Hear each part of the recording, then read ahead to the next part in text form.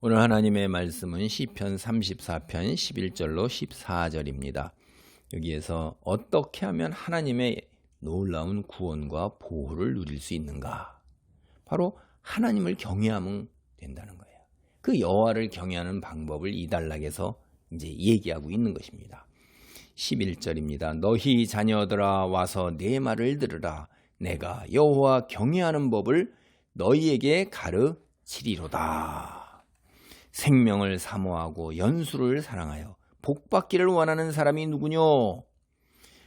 여러분, 이게 우리가 불로장생이라는 말 들어봤잖아요. 그러니까 이 땅에 사는데 늙지 않고 좀 오래 살았으면, 장수했으면 하는 게 복이잖아요. 오복 중에 하나가 수잖아, 수. 참 세상 사람들이 얘기하는 오복 중에 하나가 오랜 그 생명, 그래서 그냥 그 수저에다가 숫자, 생명, 오래 사는 장수하는 거, 그걸 놓고 사람들이 장수하기를 원하잖아요. 그러니까 연수를 사랑하고, 그 다음에 생명을 사모한다. 이게 인간의 기본적인 거로, 그 유기체들은 다 이렇게 생명을 사모하고 오랜 연수, 장수하기를 바라는 거죠. 일반적으로 다 그렇다 이 말이에요. 그게 어떻게 가능한 거냐? 그게 바로 여호와 경외하면 그렇게 된다 이 말이에요.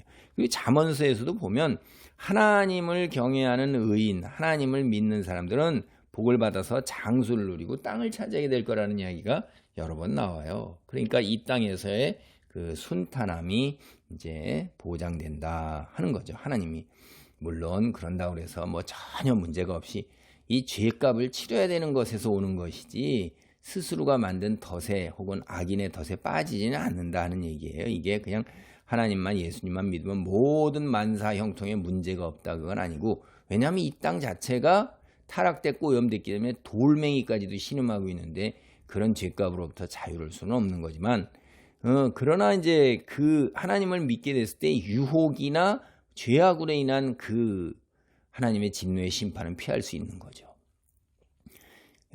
이게 이제 하나님을 경외하는 법이 두 가지가 여기에 나옵니다.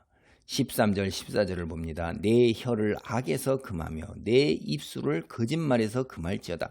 첫 번째는 언어적인 거예요. 언어적인 거. 두 번째, 악을 버리고 선을 행하며 화평을 찾아 따를지어다. 두 번째는 행동적인 면이에요. 그래서 이제 먼저 언어적인 측면에서 우리가 앞에서 보면 하나님을 경외하는 일은 무엇보다도 입술이 정결해야 돼요. 그러니까 사람들과 이야기를 나눌 때 경건한 말, 선한 말, 이런 말을 써야 되는 거예요. 하나님의 자녀들이 혀를 가지고서 악한 말을 하지 말아야 되는 거예요. 악에서 금하라고 돼 있잖아요.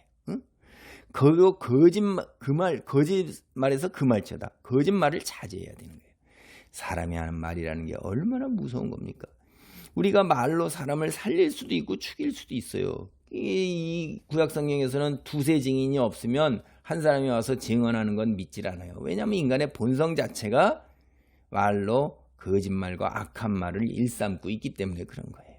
그래서 하나님을 경외하는 삶, 우선 말, 입술, 세치되는 혀가 온몸에서 가장 죄를 많이 짓는 도구예요. 심각한 죄를 짓는 도구예요. 그 혀를 다스릴 수 있다면 그거 여호와를 경외하는 삶 부분에서 상당한 부분을 벌써 도달한 거다, 그런 거예요. 그러니까 여호와를 경외하는 삶에서 입술, 세치어가 얼마나 큰 비중을 차지하고 있느냐 하는 건 뒤에 신약 성경에서도 온몸을 불사른다고 그래요. 지옥으로 내려가게 한다는 거예요. 그만큼 혀와 이 입술이 큰 비중을 차지하는 거예요. 그러니까 우리는 공동체 안에서 서로 격려하고 위로하고 선한 말, 이게 굉장히 이게 우리 그리스도인이 해야 될 일이고, 사람은 이런 말을 할 수 있는 능력이 있어요. 우리가 서로에게 선한 말을 하는 것, 이거 창조주 하나님이 세우신 질서와 뜻에 부응하는 거예요. 그래서 서로 살아가는 공동체에서 이것이 삶의 활력소와 힘이요 풍성함이고, 그게 서로가 은혜가 되는 거예요. 공동체를 그래서 있는 거란 말이에요. 서로 말로 격려하고 위로하고 기쁨을 함께 나누고 슬픔을 위로하고, 이 속에서 이제 교제의 풍성함이 서로 있는 거죠. 그런데 악한 말을 하게 되면 하나님이 주신 이 말의 혀 능력을 잘못 사용하는 거예요. 함께 살아야 할 사람들의 가슴에 비수를 꽂는 거란 말이에요. 말로 사람을 죽이는 거예요. 상처를 주고 흠집을 내고 미움과 증오와 갈등과 다툼을 일으켜서 분열을 일으켜서 결국 다 망해요.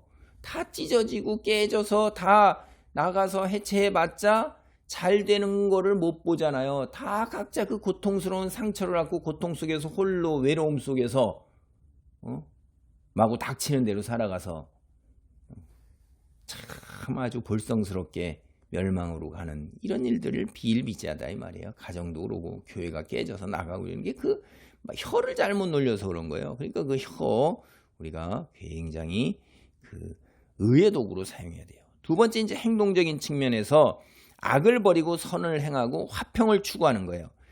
이게 악한 일을 피하고 선한 일만 하는 게 하나님의 뜻입니다. 근데 성경을 보면 악을 행하는 것뿐만 아니라 악에 동조하는 것, 그렇지 이러는 거. 심지어는 학폭과 같은 데서 방관자로 그냥 눈 찔끔 감고 싹 외면하는 것, 이런 것 같은 것. 그러니까 예를 들면 그렇다는 게 불의를 보고도 눈을 감는 것마저도 죄로 취급하기도 해요. 그래서 여호와를 경외하는 사람은 악에서 완전히 돌아서고 그것을 열정적으로 배척하는 것, 이게 이제 소극적인 거고, 적극적으로는 선한 일을 추구하는 거예요. 선한 일을. 이게 이제 선한 일을 열심히 추구하는 적극적인 면, 이 두 가지가 다 있어야 된다 말이에요. 나쁜 습관을 버렸다 그러면 그 나쁜 습관 자리에 대신 차지할 좋은 습관을 연습하고 갖다 채워야 되는 거예요. 우리가 삶에서 항상 선택을 해야 됩니다. 그리고 그 선택에 대해서 우리는 책임을 져야 해요. 그러니까 하나님께서 우리에게 자유의지를 줬고 자유를 주고 인격을 주고 인격으로 대하신다 이 말이에요. 강압과 무력으로 우리를 그렇게 하진 않으세요. 그러니까 우리가 선택할 때 하나님을 택했다 그러면 하나님의 선한 성품 따라서 선을 택하고 악을 버려야 되는 거예요. 우리는 때로는 어떤 두 개의 악을 택해야만 하는, 둘 중에 선택의 여지가 없을 경우에도 작은 악을 선택할 수밖에 없는 경우도 살다 보면 있어요. 어쨌든 간에 하나님이 우리의 선택에 대해서 하나님 앞에 설 때 책임을 물으실 걸 분명히 우리는 알아요. 우리가 선을 선택해야 하는 이유가 하나님 앞에 심판대에 설 때, 그때 생각하면 당연히 그래야 되는 거예요. 악을 배척하고 선을 성호하는 것, 이게 하나님을 경외하는 거예요. 그리고 하나님을 경외하는 사람은 삶에서 화평을 찾는데, 이게 샬롬이거든요. 이 화평을 찾는다 하는 건 매우 열정적인 거예요. 인간이 이 땅에서 추구할 수 있는 최고의 선이고 세상에서 가장 순수하고 아름다운 것을 매우 열정적으로 참는 삶, 추구하는 삶, 이게 여호와를 경외하는 삶이다 이거예요. 근데 우리는 세상에 수고하고 무거운 짐진 자들아 다 내게로 오라, 내가 너희를 쉬게 하리라 하는 그 화평, 이건 예수님만이 주실 수 있는 거고, 인간은 그 어떤 것으로도 이 세상에 있는 거로 채울 수는 없다 하는 거예요. 일단 기본적으로 하나님과 화평하고 화목하는 일을 우리 인간이 어떻게 해요? 예수님을 통해서 하는 거죠. 그리고 분쟁과 다툼이 있는 곳에 우리가 주여 내가 있는 곳에 평화가 있게 하소서, 샬롬이 있게 하소서 그러잖아요. 페이스메이커, 조정자, 중재자, 평화를 드러내는 사람, 평화를 몰고 오는 사람. 그렇게 되기 위해서는 어떻게 돼요? 이해하고 양보하고 손해보고 때로는 희생도 해야 되는 거예요. 화평을 추구하는 사람은 자기의 그 관심과 자기의 이권을 내려놔야 되는 거지, 그걸 다 가지면서 화평이 된다? 그건 될 수가 없는 거예요. 그런 다른 삶의 모습에서 세상 사람들이 하나님을 믿는 사람은 우리와는 다르구나, 거룩한 모습이에요. 그게 사회에서 가장 연약하고 소외된 사람들의 샬롬, 그들의 화평을 추구할 때 우리는 또 화평을 누릴 수가 있어요. 하나님은 우리가 화평을 추구하면서 살기를 원하십니다. 우리와 대립하는 자들도 하나님이 당신의 모양과 형상대로 만드신 사람이에요. 그래서 그들과도 하나님께서는 화평하며 살기를 원하시는 거죠. 사람들이 서로 화평하며 사는 것이 얼마나 강력한 하나님의 의지인지 아세요? 예수 그리스도를 평화의 왕, 화평의 왕으로 이 세상에 보내신 거예요. 하나님과 화목케 하는, 화평케 하는 왕으로 보내신 것을 보면 알 수가 있습니다. 기도합니다. 하나님 감사합니다. 이 땅에 살면서 입술을 아버지 하나님이여 조심하고 악을 버리고 선을 택하고 그리고 화평을 추구하나 일단 하나님과 화목하고 하나님과 화평을 추구하는 그런 삶을 살 수 있도록 도우소서. 아버지, 특별히 우리가 혀를 다스리기가 대단히 어렵습니다. 주님, 권능으로 우리를 붙드시고 주여 제단 숯불로 입술을 정결케 하옵소서. 때로 손해보고 때로 형편에 따라서 아버지 하나님이여 희생의 경지에 이르게 될지라도 아버지 용기를 내 결단을 내 적극적으로 악을 멀리하고 선을 추구하는 삶의 자리를 지켜나가 주께 영광 돌리게 하옵소서. 예수님의 이름으로 기도하옵나이다. 아멘.